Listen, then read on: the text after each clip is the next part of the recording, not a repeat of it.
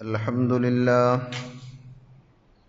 نحمده ونستعينه ونؤمن به ونتوكل عليه ونعوذ بالله من شرور أنفسنا ومن سيئات أعمالنا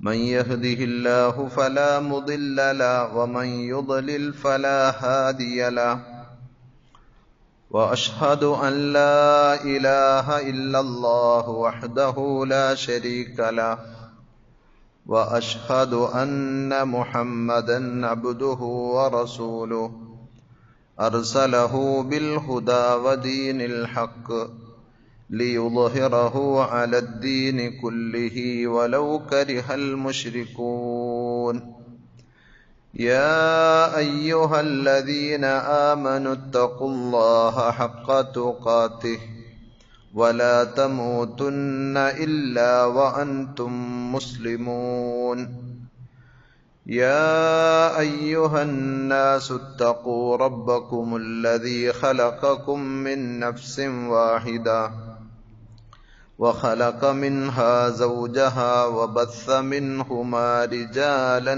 كثيرا ونساء واتقوا الله الذي تساءلون به والأرحام إن الله كان عليكم رقيبا يا أيها الذين آمنوا اتقوا الله وقولوا قولا سديدا يصلح لكم أعمالكم ويغفر لكم ذنوبكم ومن يطع الله ورسوله فقد فاز فوزا عظيما أما بعد فإن خير الحديث كتاب الله وخير الهدي هدي محمد صلى الله عليه وسلم وشر الأمور محدثاتها وكل محدثة بدعة وكل بدعة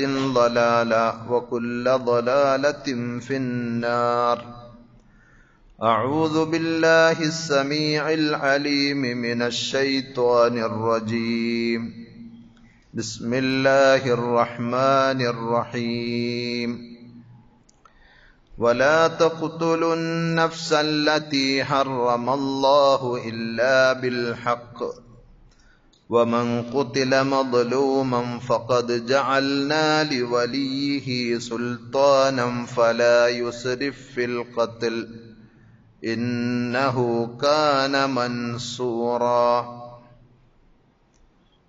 ആദരണീയരായ സത്യവിശ്വാസികളെ സത്യവിശ്വാസിനികളെ, അള്ളാഹുവിൻ്റെ നിയമനിർദ്ദേശങ്ങൾ ശരിയായ രൂപത്തിൽ പഠിച്ച് മനസ്സിലാക്കുവാനും ജീവിതത്തിൻ്റെ എല്ലാ മേഖലകളിലും അവ പരമാവധി സൂക്ഷിച്ചുകൊണ്ട് പടച്ച റബ്ബിനോട് നന്ദിയുള്ളവരായി ജീവിക്കാൻ ശ്രമിക്കണമെന്ന് സ്വന്തത്തോടെന്ന പോലെ നിങ്ങൾ ഓരോരുത്തരോടും ആമുഖമായി ഓർമ്മപ്പെടുത്തുകയാണ്.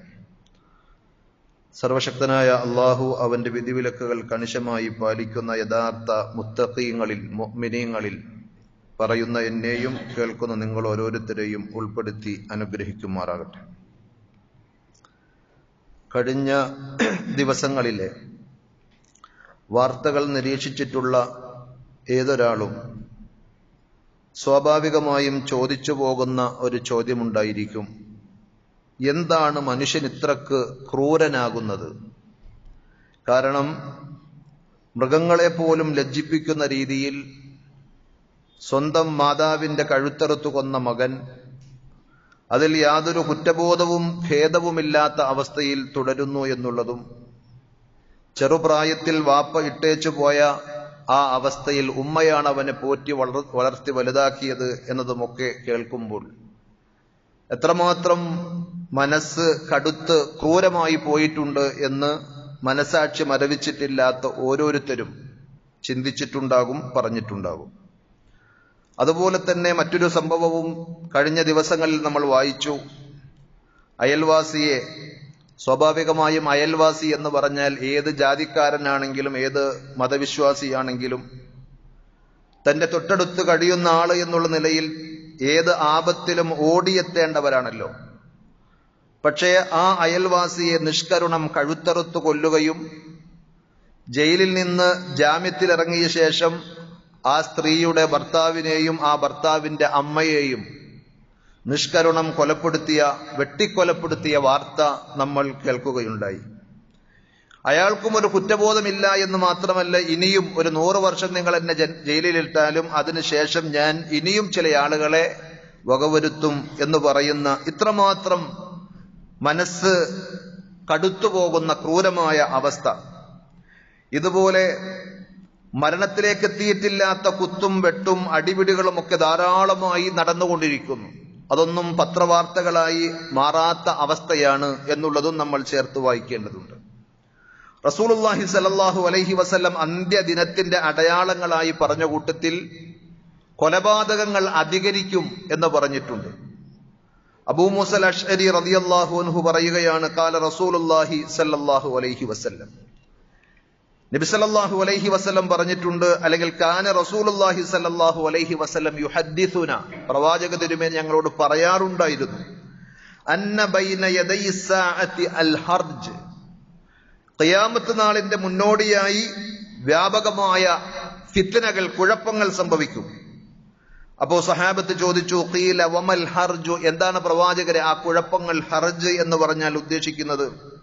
നബി സല്ലല്ലാഹു അലൈഹി വസല്ലം വിശദീകരിച്ചു കൊടുത്തു, അൽ കദിബ്, ഒന്ന് വ്യാജ വാർത്തകളാണ്, കളവുകൾ പ്രചരിക്കും.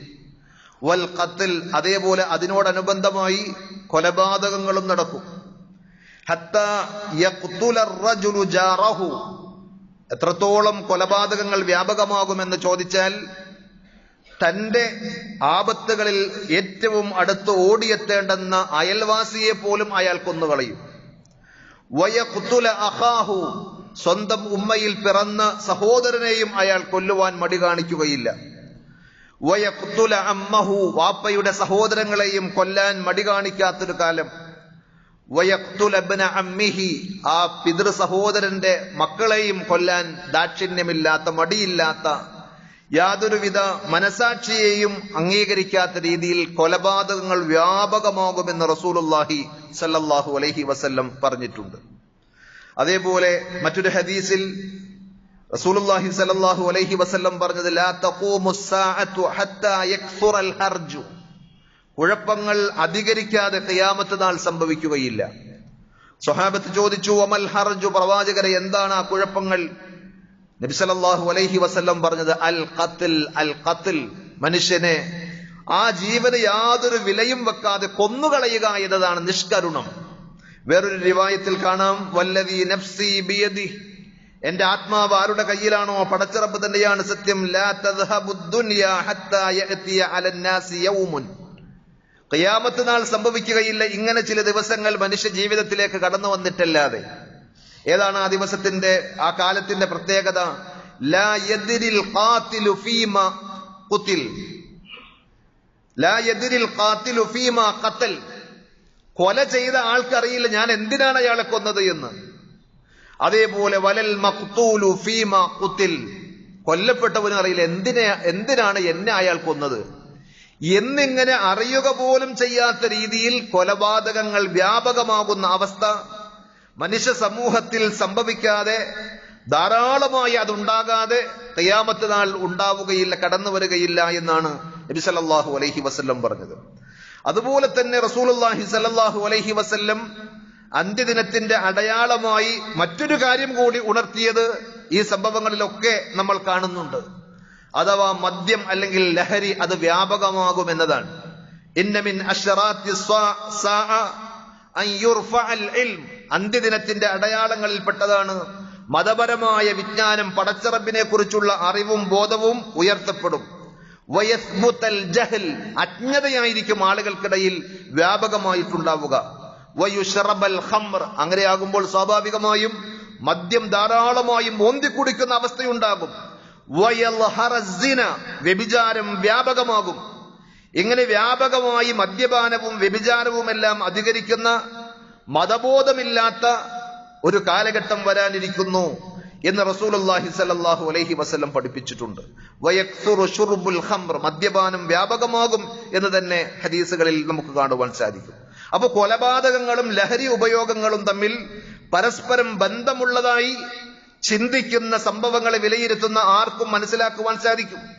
എവിടെയെല്ലാം മനസാക്ഷിയെ ഞെട്ടിപ്പിക്കുന്ന കൊലപാതകങ്ങൾ നടന്നിട്ടുണ്ടോ അത്തരം കൊലപാതകങ്ങളുടെ എല്ലാം ഒട്ടുമിക്ക കൊലപാതകങ്ങളുടെയും അടിപിടികളുടെയും ബാക്ക് ഹിസ്റ്ററി നമ്മളൊന്ന് പരിശോധിച്ചാൽ മദ്യത്തിന്റെ മയക്കുമരുന്നിന്റെ റോൾ അതിൽ നിഷേധിക്കുവാൻ പറ്റാത്ത രീതിയിൽ കാണുവാൻ കഴിയുന്നതാണ്.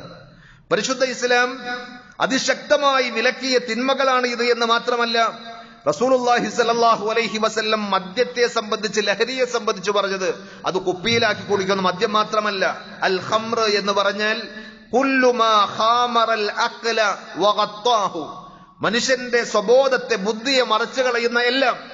അത് ചിലപ്പോൾ നാവിലൊട്ടിക്കുന്ന സ്റ്റിക്കർ പോലെ ഉണ്ടാകും, അതേപോലെ ഇൻജക്ട് ചെയ്യുന്ന പല രൂപത്തിലുണ്ടാകും, പുകയായി ശ്വസിക്കുന്നതുണ്ടാകും, കുടിക്കുന്നതുണ്ടാകും, ഗുളിക രൂപത്തിൽ കഴിക്കുന്നതുണ്ടാകും. ഏത് തന്നെയായിരുന്നാലും നമുക്ക് അല്ലാഹു നൽകിയ വിശേഷ ബുദ്ധിയെ നശിപ്പിച്ചു കളയുന്ന, അതിനെ മറച്ചു കളയുന്ന എന്തെല്ലാം സംഗതികളുണ്ടോ അതിന് അറബി ഭാഷയിൽ മൊത്തത്തിൽ പറയുന്ന പേരാണ് ഖംർ എന്നത്. നബി സല്ലല്ലാഹു അലൈഹി വസല്ലം അതിനെക്കുറിച്ച് പറഞ്ഞ ഹദീസുകളിലെ വാചകങ്ങൾ പരിശോധിച്ചാൽ എത്രമാത്രം അതിന്റെ അപകടങ്ങൾ ഉണ്ടാകുമെന്ന് നമുക്ക് വിലയിരുത്തുവാൻ സാധിക്കും. നബി സല്ലല്ലാഹു അലൈഹി വസല്ലം പറഞ്ഞത് അൽ ഖംറു ഉമ്മുൽ ഖബായിസ്, എല്ലാ വൃത്തികേടിന്റെയും മാതാവ് എന്നാണ് പറഞ്ഞത്. അതേപോലെ ഉമ്മുൽ ഫവാഹിഷ്, മ്ലേച്ഛ വൃത്തികളുടെ മാതൃത്വമാണ് വാസ്തവത്തിൽ മദ്യത്തിന് അവകാശപ്പെടുവാനുള്ളത്. അവിടുന്ന് പറഞ്ഞു മിഫ്താഹു കുല്ലി ശർരിൻ, എല്ലാ തിന്മകളുടെയും താക്കോലാണ് ലഹരി എന്നൊക്കെ പറഞ്ഞത് വെറുതെയല്ല എന്ന് ഇത്തരം സംഭവങ്ങൾ നമ്മെ തെര്യപ്പെടുത്തുന്നുണ്ട്. വ അക്ബറുൽ കബായിർ, ഏറ്റവും വലിയ പാതകമാണ്, വൻപാപങ്ങളിൽപ്പെട്ടതാണ് മദ്യപാനം എന്ന് നബി സല്ലല്ലാഹു അലൈഹി വസല്ലം പറഞ്ഞു. മൻ ശരിബഹ, ആരെങ്കിലും മദ്യം ഉപയോഗിക്കുന്നുവെങ്കിൽ, ലഹരിയുടെ പിടുത്തത്തിൽ അയാൾ പെട്ടിട്ടുണ്ടെങ്കിൽ അയാൾ എന്ത് വൃത്തികേടും ചെയ്യാൻ മടിക്കുകയില്ല. എത്രത്തോളം എന്ന് ചോദിച്ചാൽ വഖഅ അലാ ഉമ്മിഹി, സ്വന്തം ഉമ്മയെ പോലും തിരിച്ചറിയാതെ അവന്റെ ലൈംഗികമായ ആവശ്യങ്ങൾക്ക് സ്വന്തം മാതാവിനെ ഉപയോഗപ്പെടുത്തുന്ന ക്രൂരമായ അവസ്ഥയുണ്ടാകും. വഖാലതിഹി വഅമ്മതിഹി, ഉമ്മയുടെ സഹോദരിമാർ, വാപ്പയുടെ സഹോദരിമാർ, ഇങ്ങനെ ആരൊക്കെയാണ് എന്റെ രക്തബന്ധത്തിലുള്ള ആളുകൾ, എന്റെ അടുത്ത ആളുകൾ എന്ന് പോലും അറിയാതെ ക്രൂരതകളും വൃത്തികേടുകളും കാണിക്കാൻ ലഹരിയുടെ പിടുത്തത്തിൽ അകപ്പെട്ടു പോയ ആളുകൾക്ക് കഴിയും, അല്ലെങ്കിൽ അവരങ്ങനെ ചെയ്യുമെന്നാണ്. നമ്മുടെ മക്കളോ കുടുംബത്തിൽ ആരെങ്കിലുമോ ലഹരിയുടെ അടിമയായിട്ടുണ്ടെങ്കിൽ വിശ്വസിച്ച് സമാധാനത്തോടുകൂടി അവരുടെ കൂടെ കഴിയാൻ പറ്റുകയില്ല എന്ന സംഭവങ്ങൾ നമ്മെ ബോധ്യപ്പെടുത്തുമ്പോൾ അതിനേക്കാൾ എത്രയോ മുമ്പ് നബി സല്ലല്ലാഹു അലൈഹി വസല്ലം ആ കാര്യം പറഞ്ഞു തന്നിട്ടുണ്ട്. അതുകൊണ്ട് തന്നെ എന്ത് വൃത്തികേടുകളും ചെയ്യാൻ അവർക്കതിന് യാതൊരു മടിയും ഉണ്ടാവുകയില്ല. അള്ളാഹുവിന്റെ റസൂൽ സല്ലല്ലാഹു അലൈഹി വസല്ലമയാണ് ഈ കാര്യങ്ങളൊക്കെ നമുക്ക് പറഞ്ഞു തന്നത്. ഇസ്ലാം അതുകൊണ്ട് തന്നെ ആ ലഹരിയുടെ എല്ലാ വാതിലുകളും, അതിലേക്ക് എത്തിക്കുന്ന എല്ലാ വഴികളും കൊട്ടി അടച്ചിട്ടുണ്ട്. നബി സല്ലല്ലാഹു അലൈഹി വസല്ലം പറഞ്ഞു ലം യഖ്ബലില്ലാഹു മിൻഹു സ്വലാത 40 യൗമ, മദ്യപിച്ച് ആ ലഹരിയൊക്കെ വന്ന് മാറി പിന്നെ വന്ന് നമസ്കരിച്ച് എന്റെ പുണ്യത്തിലൂടെ ആ തിന്മകളൊക്കെ മായ്ക്കപ്പെടും എന്നാരെങ്കിലും കരുതുന്നുണ്ടെങ്കിൽ നബി സല്ലല്ലാഹു അലൈഹി വസല്ലം പറഞ്ഞത് മദ്യം രുചിച്ചവന്റെ 40 ദിവസത്തെ നമസ്കാരം അള്ളാഹു സ്വീകരിക്കുകയില്ല എന്നാണ്. അപ്പൊ നിസ്കരിക്കുന്ന ഒരാൾക്ക് മദ്യപാനിയാവുവാൻ സാധിക്കുകയില്ല. കഴിഞ്ഞ കാലത്ത് അങ്ങനെയൊക്കെ സംഭവിച്ചിട്ടുണ്ടെങ്കിൽ പശ്ചാത്തപിച്ച് പടച്ചറബിനോട് പൊറുക്കലിനെ തേടി ഒരു നല്ല ജീവിതം തുടങ്ങുവാനല്ലാതെ രണ്ടും അങ്ങനെ അങ്ങ് സമരസപ്പെട്ടുകൊണ്ട് കൊണ്ടുപോകുവാൻ കഴിയുമെന്ന് ആരെങ്കിലും തെറ്റിദ്ധരിച്ചിട്ടുണ്ടെങ്കിൽ നബി സല്ലല്ലാഹു അലൈഹി വസല്ലം പറഞ്ഞത് അവരുടെ കർമ്മങ്ങൾ പടച്ചറബ് സ്വീകരിക്കുകയില്ല എന്നാണ്. മാത്രമല്ല അത്തരം സദസ്സുകളിൽ ഞാൻ മദ്യപിക്കുന്നില്ല, ഞാൻ ലഹരി ഉപയോഗിക്കുന്നില്ല, പക്ഷെ എന്റെ ഫ്രണ്ട്സ് അല്ലെങ്കിൽ എന്നെ വിളിച്ചിട്ടുള്ള ആ ഫംഗ്ഷനിൽ അങ്ങനെയുള്ള പരിപാടികളൊക്കെ നടക്കുന്നുണ്ട്, അതിലെനിക്ക് പങ്കെടുക്കാൻ പറ്റോ? ഇല്ല എന്ന് നബി സല്ലല്ലാഹു അലൈഹി വസല്ലം കട്ടായം പറയുകയാണ്, തീർത്ത് പറയുകയാണ്. ഫലാ യജ്ലിസു അലാ മാഇദത്തിൻ യുശ്റബു അലൈഹൽ ഖംർ, ഒരു വിശ്വാസിയെ സംബന്ധിച്ചിടത്തോളം മദ്യം വിളമ്പുന്ന ഒരു തീൻമേശയിൽ ആ സദസ്സിൽ ഇരിക്കുവാൻ പോലും പാടില്ല എന്നാണ്. നമുക്കറിയാം മദ്യപാനികളും ലഹരിയുടെ അടിമകളുമായി ഇന്ന് സമൂഹം എഴുതി തള്ളിയിട്ടുള്ള ഏതൊരു മനുഷ്യന്റെയും ചരിത്രം നമ്മൾ പരിശോധിച്ചാൽ അവരാരും ഒറ്റയടിക്ക് ഒരു ടാങ്ക് മദ്യമകത്താക്കിയ ആളുകളായിരുന്നില്ല. ചിലപ്പോൾ ഒരു പഫ് അല്ലെങ്കിൽ ഒരു സിപ്പ്, ഒരു ചെറിയ മുറുക്ക് അല്ലെങ്കിൽ ഒരു വലി, കമ്പനി കൂടുമ്പോൾ കൂട്ടുകാരുടെ ഉപദേശങ്ങൾക്കനുസരിച്ച് പലരും തുറന്നു പറഞ്ഞില്ലേ? അവരുടെ എല്ലാം ജീവിതം എങ്ങനെയാണ് ആ തെന്മയിലേക്ക് പോയി എന്നുള്ളത് കൃത്യമായി പറഞ്ഞു തരുമ്പോൾ നമ്മൾ തിരിച്ചറിയേണ്ട കാര്യം, നമ്മുടെ മക്കളും നമ്മളുമായി ബന്ധമുള്ള ആളുകളും അത്തരം അപകടങ്ങളിലേക്ക് പോകാതിരിക്കാൻ നമ്മൾ എന്ത് ചെയ്യണമെന്നതിനെ സംബന്ധിച്ചുള്ള ജാഗ്രതയും പ്രാർത്ഥനയുമാണ് ഉണ്ടാകേണ്ടത്. അള്ളാഹു നമ്മുടെ മക്കളെയും നമ്മുടെ ബന്ധുക്കളെയും സഹോദരങ്ങളെയും എല്ലാം ആ ആപത്തുകളിൽ നിന്ന്, അപകടങ്ങളിൽ നിന്ന് കാത്തുരക്ഷിക്കുമാറാകട്ടെ. സമൂഹത്തിൽ നമ്മൾ കാണുന്നത്, മതം ഇത് ശക്തമായി പറഞ്ഞുകൊണ്ടിരിക്കുമ്പോൾ റസൂലുള്ളാഹി സ്വല്ലല്ലാഹു അലൈഹി വസല്ലം അതിന്റെ എല്ലാ ദൂഷ്യവശങ്ങളും പറഞ്ഞ് അതിലേക്ക് പോകല്ലേ എന്ന് ഗുണകാംക്ഷയോടുകൂടി ഉണർത്തിക്കൊണ്ടിരിക്കുമ്പോൾ മറുവശത്ത് സമൂഹത്തിൽ നാം കണ്ടുകൊണ്ടിരിക്കുന്നത് മദ്യത്തിന്റെ പോഷക ഗുണങ്ങൾ എണ്ണിപ്പറയുന്ന ജനപ്രതിനിധികളെയാണ്. മദ്യം അങ്ങനെ മോശമായ സംഗതിയൊന്നുമല്ല എന്ന രീതിയിൽ, അതുപോലെ അതൊരു ലിബറൽ ചിന്തയായി, ഒരു സ്വാതന്ത്ര്യത്തിന്റെ രൂപമായ ആളുകൾ വിലയിരുത്തുകയും അങ്ങനെ അവർക്കും അതിനൊക്കെ സ്വാതന്ത്ര്യമുണ്ട്, അവകാശമുണ്ട്, അതുകൊണ്ട് കൂടുതൽ ഔട്ട്ലെറ്റുകൾ തുറക്കുവാനായി മുറവിളി കൂട്ടുന്ന ആളുകൾ ഈ സമൂഹത്തിൽ ഉണ്ട് എന്ന് നമ്മൾ തിരിച്ചറിയേണ്ടതുണ്ട്. മദ്യവും മയക്കുമരുന്നും ആത്മാർത്ഥമായി അത് തടയണമെന്ന് ആർക്ക് തോന്നുന്നുവോ, സമൂഹം ഒത്തൊരുമിച്ച് അതിനുവേണ്ടി തയ്യാറെടുക്കുന്നുവോ, അപ്പോൾ മാത്രമാണ് അതിനെ തടയുവാനും അതിൽ നിന്ന് സമൂഹത്തെ രക്ഷിക്കുവാനും സാധിക്കുകയുള്ളൂ. ഒരു വഴിയിൽ പോയി മദ്യത്തിന്റെ അപകടങ്ങളും അത് പാടില്ല എന്ന് പറയുകയും മറുവഴിയിലൂടെ വന്നിട്ട് അതിനു വേണ്ടുന്ന എല്ലാ ഒത്താശകളും ചെയ്തു കൊടുക്കുന്ന സംവിധാനമാണെങ്കിൽ അത് എന്താ പറയാ, വിരോധാഭാസം എന്നല്ലാതെ ചെലവഴിക്കുന്ന പൈസക്ക് പോലും ഒരു മൂല്യമില്ലാതെ മദ്യത്തിന്റെ കെടുതികളെ സംബന്ധിച്ച് ബോധവൽക്കരിക്കുന്നതിന് വേണ്ടി നാം ചെലവഴിക്കുന്ന ഊർജത്തിനും മനുഷ്യ വിഭവശേഷിക്കും സമ്പത്തിനുമൊന്നും യാതൊരു വിലയും കൽപ്പിക്കാത്ത രീതിയിൽ അതിന്റെ പിന്നാലെ വന്ന് മദ്യത്തിന്റെ ഔട്ട്ലെറ്റുകൾ വ്യാപകമായി തുറന്നു കൊടുക്കുമ്പോൾ സംഭവിക്കുന്ന ദുരന്തം അതാണ്. അതേപോലെ മനുഷ്യ ജീവന് വില കൽപ്പിക്കാത്ത മാതാപിതാക്കളെയും അതേപോലെ തന്നെ രക്തബന്ധുക്കളെയും കുടുംബ ബന്ധങ്ങളെയും ഒന്നും പരിഗണിക്കാത്ത, വാർദ്ധക്യത്തിലും അവശതയിലുമൊക്കെ കഴിയുന്ന ആളുകളെ പരിഗണിക്കാത്ത ഒരു സെൽഫിഷ് സമൂഹമായി, സ്വാർത്ഥതയുടെ മൂർത്ത രൂപങ്ങളായി മാറുകയാണ് ആധുനിക സമൂഹം എന്നുള്ളത് നാം തിരിച്ചറിയേണ്ടതുണ്ട്. അതിന്റെയൊക്കെ നാരായ വേര് നമ്മൾ പരിശോധിക്കുമ്പോൾ മതം വലിച്ചെറിയുന്ന പുതിയ സംസ്കാരത്തിന്റെ പരിണതി കൂടിയാണത് എന്ന് നമ്മൾ മനസ്സിലാക്കേണ്ടതുണ്ട്. മതമാണ് മനുഷ്യന്റെ പുരോഗതിക്കും നന്മക്കും തടസ്സം നിൽക്കുന്നത്, സ്വാതന്ത്ര്യത്തിന് വിഘാതമായി നിൽക്കുന്നത്. അതുകൊണ്ട് മതം എന്തിന് എന്ന് ചോദിക്കുന്ന ക്യാമ്പസുകൾ, അവിടെ പഠിച്ചു വളരുന്ന മക്കൾ, ആ രീതിയിൽ അതൊക്കെ ഒരു വലിയ പുരോഗമനമായി കാണുന്ന സമൂഹം അവരുണ്ടെങ്കിൽ മദ്യവും ലഹരിയുമൊക്കെ വീടകങ്ങളിലേക്ക് നമ്മൾ പോലും അറിയാതെ പുതിയ അതിന്റെ രൂപങ്ങൾ കേട്ടാൽ പ്രായം ചെന്ന ആളുകൾ ഞെട്ടിപ്പോകും. ചിലപ്പോൾ നമ്മുടെ മക്കൾ നമ്മളെ കൊണ്ട് ലഹരി ഉപയോഗിപ്പിക്കുന്ന അവസ്ഥയിലേക്കെത്തും.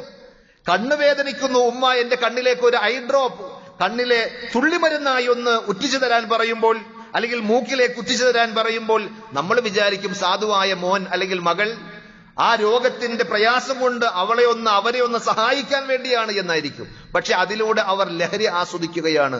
ആ രീതിയിൽ അടക്കം ഇന്ന് പരിഷ്കരിച്ച രൂപങ്ങൾ, സിന്തറ്റിക് ലഹരികൾ, രാസലഹരിയുടെ വ്യാപകമായ ഉപയോഗങ്ങൾ സമൂഹത്തിൽ പടർന്നു പന്തലിച്ചിട്ടുണ്ട്.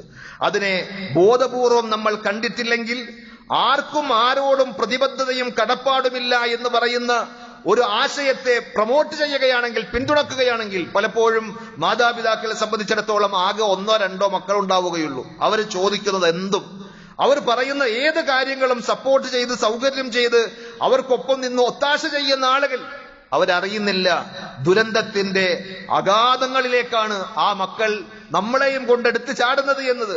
സ്വന്തം ഉമ്മയെ കഴുത്തറുത്തു കൊന്ന ആ ചെറുക്കന്റെ പ്രതികരണം നിങ്ങൾ ശ്രദ്ധിച്ചിട്ടുണ്ടാകും. ഏതു രൂപത്തിലും റസൂലുള്ളാഹി സ്വല്ലല്ലാഹു അലൈഹി വസല്ലം പറഞ്ഞ, ദുനിയാവിൽ വെച്ച് ഒരു മനുഷ്യൻ ഏറ്റവും നന്നായി ഇടപഴകുവാനും ബന്ധം സ്ഥാപിക്കുവാനും ഒക്കെ കടപ്പെട്ടത് അവന്റെ ഉമ്മയോടാണെന്നാണ്. അത് 3 പ്രാവശ്യം നബി സല്ലല്ലാഹു അലൈഹി വസല്ലം പറഞ്ഞു. ആ ഉമ്മയെ കഴുത്തറുത്ത് കൊന്നതിന് ശേഷം ഊരിപ്പിടിച്ച ആ വാക്കത്തിയുമായി അവൻ പറയുന്ന വർത്തമാനങ്ങളുണ്ട്. എന്തിനാണ് ഉമ്മയെ നീ അങ്ങനെ ചെയ്തത് എന്ന് ചോദിച്ചപ്പോൾ, അതും അവന്റെ പ്രത്യേകമായ ഹിസ്റ്ററി നമ്മൾ പരിശോധിക്കുമ്പോൾ വാപ്പ ചെറുപ്പത്തിൽ എട്ടുപോയ ഒരു കുട്ടിയാണ് എന്നുള്ളത് കൂടി അറിയുമ്പോൾ ആ ഉമ്മയാണ് പിന്നെ അവനെ വളർത്തിക്കൊണ്ടുവരുന്നത്.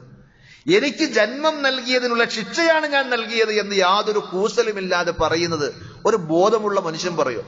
അപ്പൊ എങ്ങനെയാണ് അവൻ അതിലേക്ക് എത്തിയത് എന്ന് ചോദിച്ചാൽ നേരത്തെ പറഞ്ഞ ലഹരിയാണ്. അതേപോലെ ഈ പറഞ്ഞ മാതാവിനെ പരിഗണിക്കണം, വാപ്പയെ സ്നേഹിക്കണം, അതേപോലെ രക്തബന്ധങ്ങളെ ആദരിക്കണം എന്നൊക്കെയുള്ള എല്ലാ സംഗതികളും ജീവിതത്തിന്റെ സ്വാതന്ത്ര്യത്തെ വരിഞ്ഞു മുറുക്കുന്ന ചങ്ങലക്കെട്ടുകളായി കണ്ട് അത് പൊട്ടിച്ചെറിയലാണ് സ്വാതന്ത്ര്യവും അതേപോലെ തന്നെ പുരോഗമനവും എന്ന് ചിന്തിക്കുന്ന ആശയത്തിലേക്കാണ് സമൂഹം അറിഞ്ഞോ അറിയാതെയോ പോയിക്കൊണ്ടിരിക്കുന്നത്. അയൽവാസികളെ കഴുത്തറുത്ത ആ മനുഷ്യനും കുറ്റബോധമുണ്ടായിട്ടില്ല, ഇനിയും കൊല്ലുമെന്നാണ് പറയുന്നത്. എന്നാൽ മതം പഠിപ്പിക്കുന്നതോ മനുഷ്യന്റെ ജീവന് ആദരവുണ്ട്, വിലയുണ്ട് എന്നാണ്. പരിശുദ്ധ ഖുർആൻ പറഞ്ഞു, വലഖദ് കറംനാ ബനി ആദം, ആദമിന്റെ മക്കളെ, മനുഷ്യരെ നാം ആദരിച്ചിരിക്കുന്നു. മറ്റ് ജീവജാലങ്ങളെക്കാൾ മനുഷ്യന് പടച്ചറബ് ആദരവ് നൽകിയിട്ടുണ്ട്.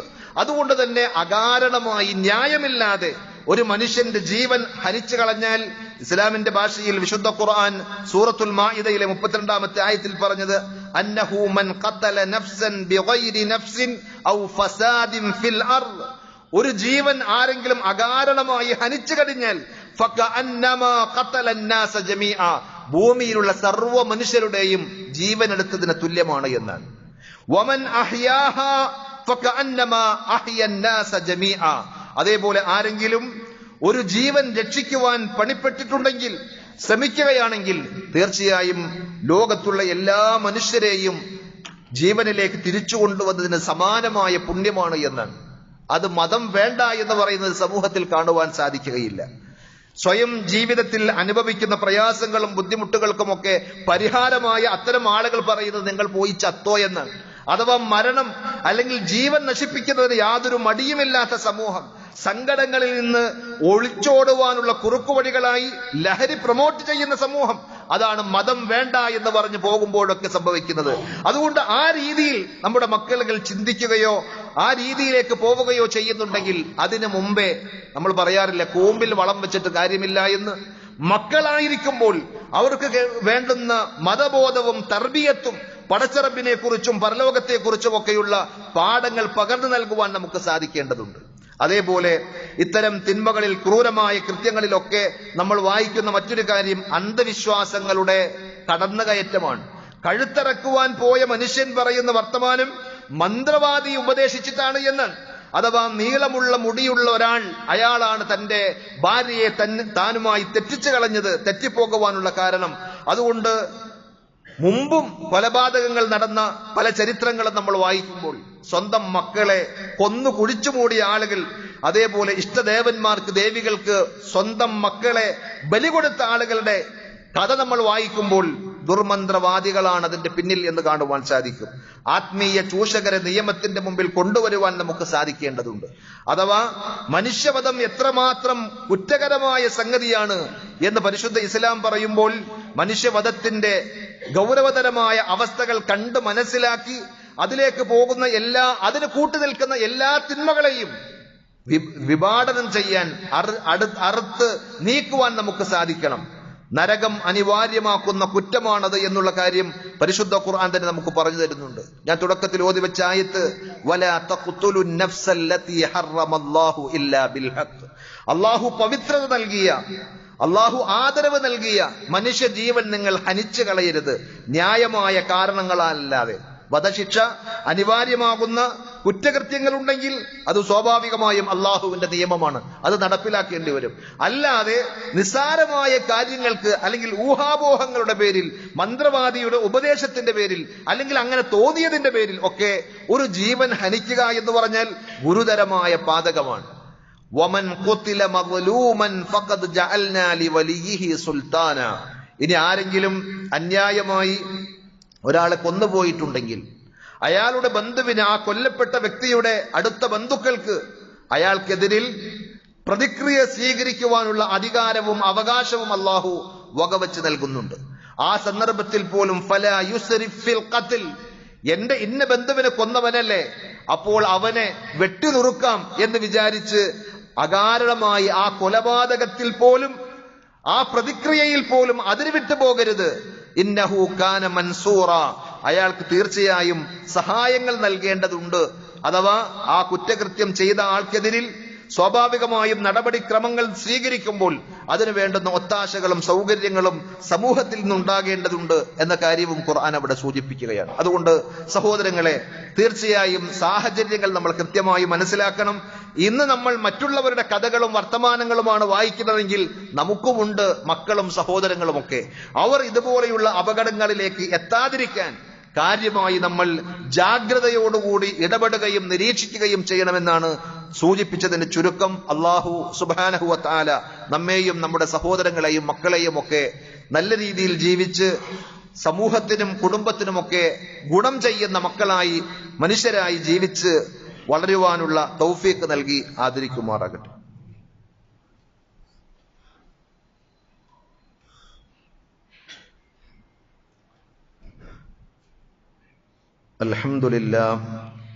അൽഹംദുലില്ലാഹി റബ്ബിൽ ആലമീൻ വൽ ആഖിബത്തു ലിൽ മുത്തഖീൻ വലാ ഉദ്വാന ഇല്ലാ അലൽ ളാലിമീൻ. സല്ലല്ലാഹു അലാ നബിയ്യിനാ മുഹമ്മദിൻ വഅലാ ആലിഹി വഅസ്ഹാബിഹി വസല്ലമ തസ്ലീമൻ കസീറ. യാ അയ്യുഹല്ലദീന ആമനു തഖുല്ലാഹ ഹഖ്ക തുഖാതിഹി വലാ തമൂതുന്ന ഇല്ലാ വഅൻതും മുസ്ലിമൂൻ. സ്നേഹമുള്ള സഹോദരന്മാരെ, സഹോദരികളെ, അള്ളാഹുവിന്റെ വിധിവിലക്കുകൾ ജീവിതത്തിന്റെ എല്ലാ മേഖലകളിലും പരമാവധി ശ്രദ്ധിക്കണമെന്നൊരിക്കൽ കൂടി ഉണർത്തുകയാണ്. റഹ്മാനായ റബ്ബ് നമുക്കെല്ലാവർക്കും അതിനുള്ള തൗഫീഖ് പ്രദാനം ചെയ്യുമാറാകട്ടെ. നമ്മൾ അഭിമുഖീകരിക്കുന്ന ഏത് പ്രശ്നങ്ങൾക്കുമുള്ള ശരിയായ പരിഹാരം അള്ളാഹുവിന്റെ ദീനിലേക്ക് സത്യസന്ധമായി മടങ്ങുകയല്ലാതെ വേറൊരു മാർഗവുമില്ല എന്നുള്ള കാര്യം നാം ഓർക്കേണ്ടതുണ്ട്. ഒന്നാമത്തെ മനുഷ്യനോട് അഥവാ ആദം നബി അലൈഹി സ്വലാത്തു വസ്സലാമയോട് ഖുർആൻ അള്ളാഹു നൽകിയ ഉപദേശം എടുത്തു പറയുന്നത് ആ രീതിയിലാണ്. ഫമൻ തബിഅ ഹുദായ ഫലാ ഖൗഫുൻ അലൈഹിം വലാ ഹും യഹ്സനൂൻ. എന്റെ മാർഗനിർദ്ദേശങ്ങൾ ആര് പിൻപറ്റുന്നുവോ അവർക്ക് കഴിഞ്ഞതിനെ കുറിച്ച് ഓർത്ത് വിഷമിക്കുകയോ വരാനിരിക്കുന്നതിനെ സംബന്ധിച്ച് ചിന്തിച്ച് ആലോചിച്ച് സങ്കടപ്പെടുകയോ പേടിക്കേണ്ടുന്ന ഒരവസ്ഥയുണ്ടാവുകയില്ല എന്നാണ്. ദുനിയാവിലും ആഖിറത്തിലും അവരെ സംബന്ധിച്ചിടത്തോളം അള്ളാഹു വരച്ചു കാണിച്ച നേരായ പാതയിലൂടെ പോവുകയാണെങ്കിൽ നന്മകളല്ലാതെ ഒരു ദുരിതവും ഉണ്ടാവുകയില്ല. രോഗമാണെങ്കിലും കഷ്ടനഷ്ടങ്ങളാണെങ്കിലും ഒക്കെ ആ സാഹചര്യങ്ങളിൽ പിടിച്ചു നിൽക്കുവാനുള്ള കരുത്ത് ഈമാനുള്ള ആളുകൾക്ക് അള്ളാഹു നൽകും. അത് ചരിത്രമാണ്, അനുഭവങ്ങളാണ്. ഫമനിത്തബഅ ഹുദായ ഫലാ യദില്ലു വലാ യഷ്ഖാ.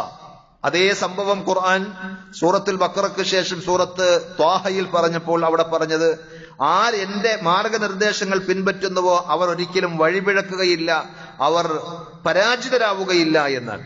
അതിനാൽ മക്കൾക്ക് ധാർമ്മിക വിദ്യാഭ്യാസം നൽകുന്ന വിഷയത്തിൽ നമ്മൾ ഒരിക്കലും അമാന്തിക്കരുത്. അതൊരു നിസ്സാര സംഗതിയായി കാണരുത്. മക്കൾക്ക് 10,000 കൊടുത്ത് അഡ്മിഷൻ വാങ്ങി മാസം അതേ രീതിയിൽ വലിയ സംഖ്യകൾ കൊടുത്ത് അവർക്ക് ചെറിയ ക്ലാസ്സുകളിൽ വെച്ച് തന്നെ ഭൗതിക വിദ്യാഭ്യാസത്തിന് അമിതമായ പ്രാധാന്യം നൽകുമ്പോൾ വാപ്പയെ അംഗീകരിക്കണം, ആദരിക്കണം എന്നുള്ള പാഠം നമ്മൾ പകർന്നു കൊടുത്തിട്ടില്ലെങ്കിൽ ഇവൻ പഠിച്ചു വലുതായി വന്നാൽ ആദ്യത്തെ നിറയൊഴിക്കുന്നത് നമ്മുടെ നെഞ്ചത്തേക്കായിരിക്കും എന്നുള്ള കാര്യം യാഥാർത്ഥ്യങ്ങൾ നമുക്ക് മനസ്സിലാക്കി തരുന്നുണ്ട്. മതപരമായൊരു ബാധ്യതയാണ്. അതുകൊണ്ട് ഈ ശബ്ദം ശ്രവിക്കുന്ന എല്ലാ വാപ്പമാരോടും ജ്യേഷ്ഠ സഹോദരങ്ങളോടും ഉപദേശിക്കുവാനുള്ള ഒന്നാമത്തെ കാര്യം, വളർന്നു വരുന്ന നമ്മുടെ മക്കൾക്ക് റബ്ബിനെ കുറിച്ച്, പരലോകത്തെക്കുറിച്ച്, ദീനിനെ കുറിച്ച്, റസൂലുള്ളാഹി സ്വല്ലല്ലാഹു അലൈഹി വസല്ലമയെ സംബന്ധിച്ച്, ഇസ്ലാമിനെ കുറിച്ചൊക്കെ പഠിപ്പിക്കുന്ന ധാർമ്മികമായ ബോധവും വിദ്യാഭ്യാസവും നമ്മൾ നൽകണം. അതേപോലെ തന്നെ അവർക്ക് നല്ല കൂട്ടുകെട്ടാണ് എന്ന് ഉറപ്പാക്കുവാൻ നമുക്ക് സാധിക്കണം. ഞാൻ നേരത്തെ പറഞ്ഞല്ലോ, അവർ കൂട്ടുകൂടി ചില പ്രത്യേക സാഹചര്യങ്ങളിൽ ചെല്ലുമ്പോൾ ഇതൊന്ന് വലിച്ചു നോക്കടാ, ഇതൊന്ന് കുടിച്ചു നോക്കടാ എന്ന് പറയുമ്പോൾ അതിൽ അവർ ഒരിക്കലും നിഷ്കളങ്കമായി കൂട്ടുകാരെ സ്നേഹിച്ച് ആ കൂട്ടത്തിൽ പെടുമ്പോൾ അതിന്റെ അടിമകളായി മാറുവാനുള്ള ആദ്യ സ്റ്റെപ്പായിരിക്കും. അത് വലിയ ദൂരത്തേക്ക് അവരെ കൊണ്ടുപോകുമെന്നുള്ളത് അവരറിയില്ല. അതുകൊണ്ട് എന്റെ മകൻ, എന്റെ മകൾ കൂട്ടുകൂടുന്നത് അത്തരത്തിലുള്ള അധാർമിക പ്രവണതകളുടെ കൂട്ടുകെട്ടിലും വലയങ്ങളിലുമല്ല എന്ന് ഉറപ്പിക്കാൻ ബോധമുള്ള മുതിർന്നവരായ നമുക്കെല്ലാവർക്കും ഉത്തരവാദിത്തമുണ്ട് എന്നാണ്. അതിനൊക്കെ ഉപരി എല്ലാം ശ്രദ്ധിച്ചാലും പടച്ചറബിനോടുള്ള നിരന്തരമായ ദുആ, നമ്മുടെ എല്ലാ വിഷയങ്ങളിലും നമ്മൾ ദുആ ചെയ്യാറുണ്ടെങ്കിൽ മക്കളുടെ വിഷയത്തിൽ അതിനേക്കാൾ ഇരട്ടിയായി കൂടുതലായി നമ്മൾ പ്രാർത്ഥിക്കേണ്ടതുണ്ട്. ഇല്ലെങ്കിൽ ദുനിയാവിൽ തന്നെ അപമാനവും ദുരന്തവും നമ്മൾ ഏറ്റുവാങ്ങേണ്ടി വരും. അള്ളാഹു നമ്മെ കാത്തുരക്ഷിക്കുമാറാകട്ടെ. നാളെ പരലോകത്ത് മക്കളെ കൊണ്ട് അപഹാസ്യരാകുന്ന, പിടിച്ചു നിർത്തി ചോദ്യം ചെയ്യപ്പെടുന്ന അവസ്ഥ വന്നുചേരുമെന്നുള്ള യാഥാർത്ഥ്യം നമ്മൾ തിരിച്ചറിയണം. അള്ളാഹു നമ്മെ എല്ലാവരെയും കാത്തുരക്ഷിക്കുമാറാകട്ടെ. നമ്മുടെ മക്കളെ സ്വാലിഹീങ്ങളാക്കി വളർത്തുവാനുള്ള തൗഫീഖ് അള്ളാഹു നൽകി നമ്മെ അനുഗ്രഹിക്കുമാറാകട്ടെ. സഹോദരങ്ങളെ, 2 മരണവാർത്തകളുണ്ട്. ഒന്ന്, കഴിഞ്ഞ ആഴ്ച നമ്മൾ ദുആ ചെയ്ത അൻസാരി സാഹിബ് എല്ലാ ദിവസങ്ങളിലും നമ്മുടെ പള്ളിയിൽ വരികയും പള്ളിയുമായി ബന്ധപ്പെട്ട എല്ലാ നല്ല കാര്യങ്ങളിലും സഹകരിക്കുന്ന അദ്ദേഹം അള്ളാഹുവിന്റെ വിളിക്കുത്തരമേകി മരിച്ചുപോയ വിവരം നിങ്ങൾ അറിഞ്ഞിട്ടുണ്ടാകും. അതേപോലെ തന്നെ മുഹമ്മദ് മദനി മരണപ്പെട്ട വിവരം അത് നിങ്ങൾ അറിഞ്ഞിട്ടുണ്ടാകും. അള്ളാഹു നമ്മളിൽ നിന്ന് മരണപ്പെട്ടു പോയ ഈ സഹോദരങ്ങൾക്ക് മഗ്ഫിറത്തും മർഹമത്തും നൽകി അനുഗ്രഹിക്കുമാറാകട്ടെ. അവരുടെ വിയോഗം കൊണ്ട് സങ്കടപ്പെടുന്ന, പ്രയാസം അനുഭവിക്കുന്ന കുടുംബങ്ങൾക്കും സഹോദരങ്ങൾക്കും എല്ലാവർക്കും ആശ്വാസവും സമാധാനവും നൽകി അനുഗ്രഹിക്കുമാറാകട്ടെ. നമ്മെയും അവരെയും പടച്ച റബ്ബ് അവന്റെ വിശാലമായ ജന്നാത്തുൽ ഫിർദൗസിൽ ഒരുമിച്ച് കൂട്ടി ആദരിക്കുമാറാകട്ടെ. അതേപോലെ നമ്മുടെ കൂട്ടത്തിൽ പലതരത്തിലുള്ള രോഗങ്ങൾ കൊണ്ട് പ്രയാസപ്പെടുന്ന, സാമ്പത്തികവും ശാരീരികവും മാനസികവുമായ വിഷമതകൾ അനുഭവിക്കുന്ന എല്ലാവരുടെയും പ്രയാസങ്ങളും ബുദ്ധിമുട്ടുകളും അർഹമുർ റഹീമീനായ റബ്ബ് സുബ്ഹാനഹു വ തആല നീക്കിക്കൊടുക്കുമാറാകട്ടെ. പരിപൂർണമായ ശിഫയും ആഫിയത്തും അവർക്കും നമുക്കും അള്ളാഹു നൽകി അനുഗ്രഹിക്കുമാറാകട്ടെ. നമ്മുടെ മാതാപിതാക്കൾക്കും ബന്ധമിത്രാദികൾക്കും നമ്മളിൽ നിന്ന് കാലേ മരണപ്പെട്ടു പോയ സഹോദരങ്ങൾക്കുമൊക്കെ അള്ളാഹു മഗ്ഫിറത്ത് നൽകി അനുഗ്രഹിക്കുമാറാകട്ടെ. അല്ലാഹുമ്മ ഗ്ഫിർ ലിൽ മുഅ്മിനീന വൽ മുഅ്മിനാത്ത് വൽ മുസ്ലിമീന വൽ മുസ്ലിമാത്ത് അൽ അഹ്യാഇ മിൻഹും വൽ അംവാത്ത് إنك مجيب الدعوات يا قاضي الحاجات. اللهم أعز الإسلام والمسلمين وأذل الشرك والمشركين. اللهم أجرنا من النار. اللهم أجرنا من النار وأدخلنا الجنة مع الأبرار. ربنا هب لنا من أزواجنا وذرياتنا قرة أعين واجعلنا للمتقين إماما. ربنا آتنا في الدنيا حسنة وفي الآخرة حسنة وقنا عذاب النار. صلى الله على نبينا محمد وعلى آله وأصحابه وسلم.